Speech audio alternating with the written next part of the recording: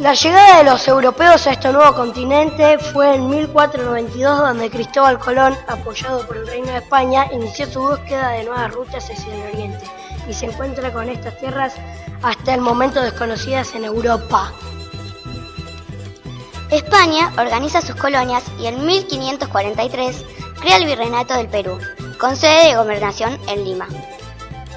Como era un territorio muy extenso, aunque había un monopolio comercial que solo autorizaba el comercio a través de Lima, muchas de las riquezas salían por el puerto de Buenos Aires y también ingresaban productos de contrabando.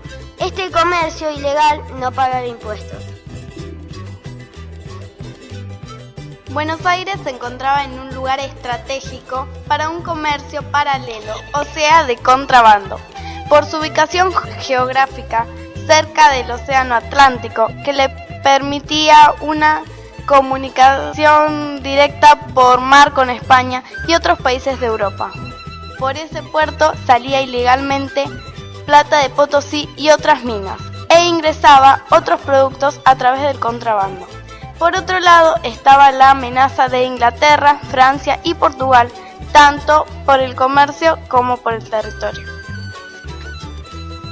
Para 1759, Carlos III asumió como el rey de España. Decidió realizar cambios en sus colonias en América para recuperar el control del territorio y de las riquezas. La corona española necesitaba aumentar la recaudación. Para lograrlo, debía controlar el comercio ilegal que no pagaba impuestos.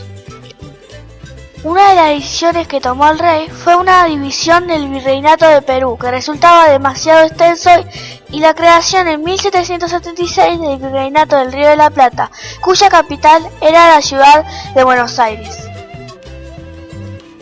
Durante el siglo XVIII, la ciudad tuvo mucho crecimiento edilicio y poblacional. Gracias a las migraciones, llegaron a Buenos Aires pobladores de otros lugares del Virreinato, como españoles, portugueses, europeos de otros países, africanos traídos como esclavos por los ingleses, que luego eran vendidos aquí como servidumbre.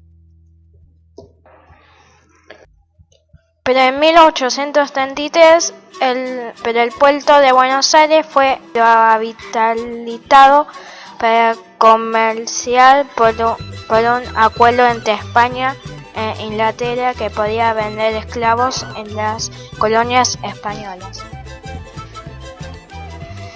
A mediados del 1700, en Inglaterra, se produce la Revolución Industrial, donde el trabajo manual y artesanal se reemplazó por máquinas a vapor.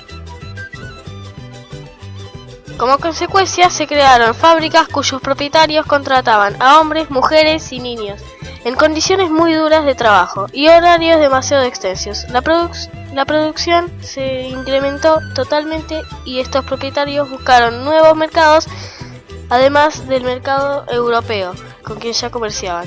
La nueva expectativa fueron las colonias americanas. El crecimiento vertiginoso de la población en Buenos Aires provocó que se incrementaran los trabajos. Si bien de acuerdo al origen, color de piel y riqueza era una función que desempeñaba en la sociedad. Los blancos nacidos en España ocupaban los cargos más altos en el gobierno, dirigían el comercio y eran propietarios de las mejores tierras. Los criollos, blancos nacidos en América, eran profesionales y comerciantes.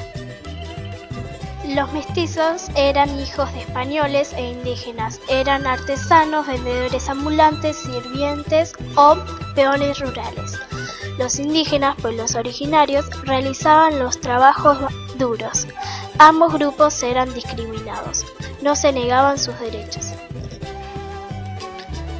Los mestizos eran hijos de españoles e indígenas, eran artesanos, vendedores ambulantes, sirvientes o peones rurales. Los indígenas, pueblos originarios, realizaban los trabajos duros. Ambos grupos eran discriminados, se les negaban sus derechos. Los mulatos eran los descendientes de una persona negra con una blanca, y los ambos eran descendientes de una persona indígena y una persona origen negro. También igualdad de condiciones que los negros.